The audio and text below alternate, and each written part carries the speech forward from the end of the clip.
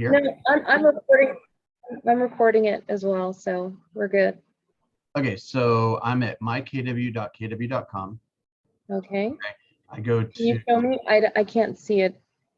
oh gosh, what a mess today. All right, mykw.kw.com. Okay. Go here where it says Market Center Intranet or My Market Center Intranet. Okay. Okay, and then this thing pulls up. And you go to Market Center. Mm-hmm. And then you go to Documents. Okay.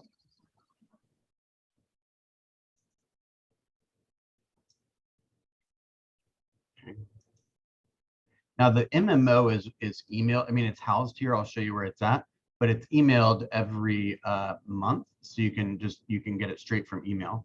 Then you go to Chartmaster, Market Statistics right here, and you can go back and look at all these past reports if you'd like. Wow. All the MMOs are right here. So you have Okay. MMO for each of the weeks here, right? All right. Thanks, Phil. And then I'm glad you brought that up. you could do 2021 2Q Chartmasters quarterly reports. There's different data for condos and townhomes, for Forsyth, for in-town, for selected counties, combined reports. Metro detached is usually where the big report is. And then you can go in and do second quarter detached quarterly report. So then you can go in here, and what I've done in the past is I know these reports so well that I can basically just look for specific slides that I know I like and that I want to draw from, for my presentations. Yes. And when the report comes out each quarter, then you can just go straight to those and print out 4 or 5 of them and stick them in your presentation folder. I'm going to go ahead and send you this list and excellent this email as well. But there's some, like, for example. So third quarter is not available yet. Is that right? Third quarter should be available at the end of this month. Is that how it works? Yeah, it takes like 2 or 3 weeks at the end of the third quarter for them to crunch all the numbers and be ready for the big presentation. And then usually, oh, I'm sorry, it's Friday. So Friday from 9:30 to 11 is Chartmasters. And is that on are you looking? Oh, okay. On the 29th. That's right. So that that's when they're actually going to go through the third quarter numbers? Exactly. But I sent you the third quarter reports because they send it to leadership a little early. Oh, okay. I sent you the data that they'll be reviewing, but here's one in particular I always like looking at. Okay. This slide right here. If the property, let's take 300 to 499. Okay. Red is what happens, what is the average list price to sales price ratio if the home does not need a price reduction. The home does not need a price reduction, that's over here in red. 102.3% is the median price, is the median ratio.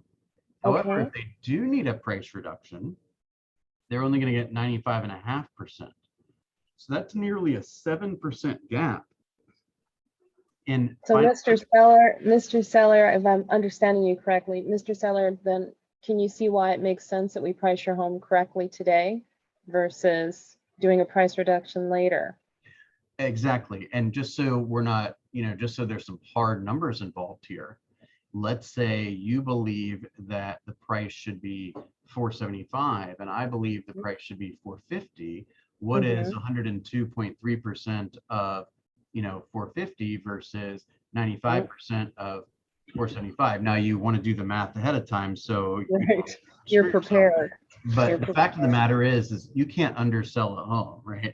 If every piece of data in the universe said that the home should be 475 and you happen to list it for 450 because something happened that you didn't catch, then you'll get multiple offers and the highest offer will be the best offer. That's what the home is worth, right? So always question. I want to make sure I present that the right way. So the scenario you gave me was I, as a professional, think the home should be priced at 450, but the homeowner, of course, thinks their home is the Taj Mahal, Mhm. and they believe it's priced at 475. That chart, based on that chart, if I agree and put it on at 475, would it be 95% that they can expect of 475, or 95% of the asking price of what the home is actually worth of 450? In that scenario, it would be the percentage of 475, but that's the wrong way to look at it, because that can get skewed very fast. Because what if you Exactly. say, That's "Oh, why I wanted to make sure I understood correctly before we went off of that, because I like that. If someone needs hard data, as if I'm dealing with a high D. So here's the let's say a mathematical breakdown of what I just said. Oh, Okay, so good. the Awesome. seller desired price is 529.9. Oh, perfect. Perfect. Suggested marketing price is 500. If I sell it for if I list it for 500, I'll get 101.6, which is 508. If I have to reduce the price, it's 94% of their original price, and that yields 498. Wow. So That's beautiful. in this situation, you get less money. You get roughly $10,000 less, and you have to make your bed and clean your kitchen countertops 137 times. So, Mr. Seller, would you prefer to clean your toilet 6 times or 137 times? Oh, I like that. That's powerful. I'm so glad it's already broken out. Right. Now, the fact that it's highlighted, is this editable? We can edit it based on Um, our listing this presentation? this document, or this page right here, page Yeah, 27, is not editable, but page 28 is editable. So you can type in your area and whatnot. okay. So Beautiful. I also Beautiful. like this slide a lot. This says, like, what is the percentage of homes that are selling at or above list price? I think this is really good to have in a buyer presentation, to say, hey, Right. Mr. Buyer, I want you to understand, roughly 75% of properties are selling at list price or above list price. If I were to find, or you were to find, the home, Mm-hmm. I'm not suggesting that you overpay for it. I'm just helping you understand 3/4 of the time, in order to win, you're going to need to pay list price or more. I just wanted to check your comfort level with that today. Right. And if they say, well, every time I bought for 90% of list price, and my brother who just bought didn't pay over list price, and I'm not going to do that. Say, okay, well, I need you to understand there's 3 out of 4 times you're going to lose. So I just want to, I don't Is want that to, 75% of the time it sells for list or above? that's correct. Gosh, In that's this actually, price range. that's much lower than what I thought. I thought, in the market that we're in, everything's selling at list and above still. It's the Wow. prices adjust, right? So for example, only 23% of properties, 23.5% of properties are selling at or above, below 100 grand. Right? And below 200 grand, it's 58. So more often than not, I would think these homes are going to require a lot more work potentially. Maybe the Uh, investors are not willing to pay the sticker price. Gotcha. And then Yes. once you get Okay. higher, like in 1.5 and higher, only roughly a third are. And you would say to yourself, well, why is that? And really the reason is, a lot of times these sellers are, getting a little aggressive on the market and trying to push the price a little bit more, or there's not as many buyers, and so the price has to be, a little bit more in check. There's all kinds of stuff like that, right? Got it. And then days on the market for these properties, that's actually not as good of a slide as the one we were looking at a second ago, which Yeah. is this one. Okay. um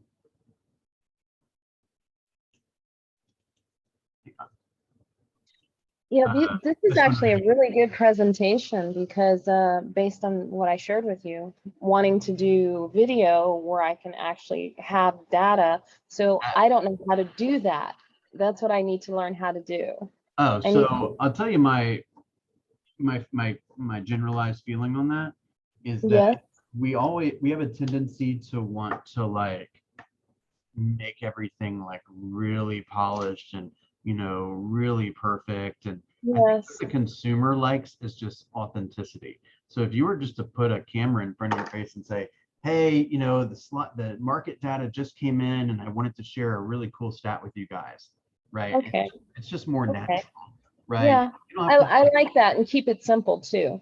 Right, you don't have to have the perfect makeup, and you don't have to have the perfect everything. Just throw it out there. Yeah, and keeping it simple because they're not going to be able to retain it. Yeah. So I like that. Keep Look it at simple this. and just say, If I've got a property that's $1.5 million or higher on the list site price, if I do not need a price reduction, it's going to sell in a median number of days of 12. If I do need a price reduction, 200, right? 200 average days. Median days. My gosh, that's crazy. And then this is probably my favorite slide of all of Chartmasters right here, which is And Bill, how do you explain that when someone says, well, why is that? why is the Why does it jump from being able to move in 12 days to 200 days? because, well, buyers are incredibly sophisticated right now. And if they identify a home that is priced correctly, then that's very valuable to them and they take quick action. However, especially in that price range, you have very savvy purchasers. And they're oftentimes working with very savvy real estate agents. And no matter what kind of market it is, a savvy buyer working with a savvy agent is not going to get, fooled, right? And so if you're trying to sell a $3 million home for, or if you're trying to sell a $1 million home for 1.5, they're going to choose something different, Okay. right? This is probably my favorite slide of all. This used to be so much more impactful, but it's amazing the way the market has shifted. For every 100 finalized listings, 12 of them will fail, meaning they will not sell, and the likely reason is due to overpricing.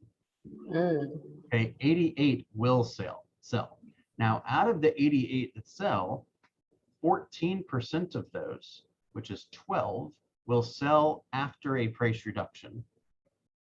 The other 76 or 86% will sell without the need of a price reduction, which means that if the home sells without a price reduction, it's 102.1% on a median list price to sales price ratio in 6 days. However, Crystal, if you do not price your home correctly at the very beginning, and you're forced to take a price reduction in order to find a buyer, on average or median, you will get 94.3% of list price in 53 days, which means that if you're driving around town, that means that these 12 and these 12, so 24% of the homes that are listed are currently overpriced. Half of them won't even sell at all. And the other half of that 24 are will need a price reduction in order to sell. You follow that? I do. Tie it down. Mrs. Johnson, do you see how important it is to price the property correctly at the beginning? Yes, I do. You see what I'm saying? I do. So it's Yes. these types of third-party data is objective. Me and you talking to each other, or you and a consumer talking to each other, has the possibility to be interpreted as subjective. But when you say, hey, I want to show you some data, you're not saying, hey, you over there on the other side of the table who wants something other than what I want, let's look at this data. It's, hey, we're on the same team here. Should we look at this data together? Of course. Of course. Of course. So that's I just sent you the Chartmasters stats. What is the source of the information that goes into Chartmasters? It's FMLS. It's FMLS? Yeah. And it's put together by a guy named Chartmaster Chuck. He he's a long-term, he's retired now, but he was like an IBM executive, I believe. And his wife is a longtime KW agent out of Sandy Springs. Nice. So he sells this data exclusively to KW. Most offices have it, but some of them do not. Okay. And when you say most offices, most KW offices or most real estate offices in general? He only sells it to KW. He only offers it to KW. But each office makes a decision on whether they want to buy this material, and we do buy it. Okay. All right, so I will. I recorded that part. I'll go ahead and send that stuff to you, so you have a way to find it, and you can hear the way I described a couple of those slides. Okay. Thank you, Bill. All right. Have a great day. Go in and edit the numbers from last week so we can start fresh for this week. Okay. You got it. Bye-bye now. All right. Bye.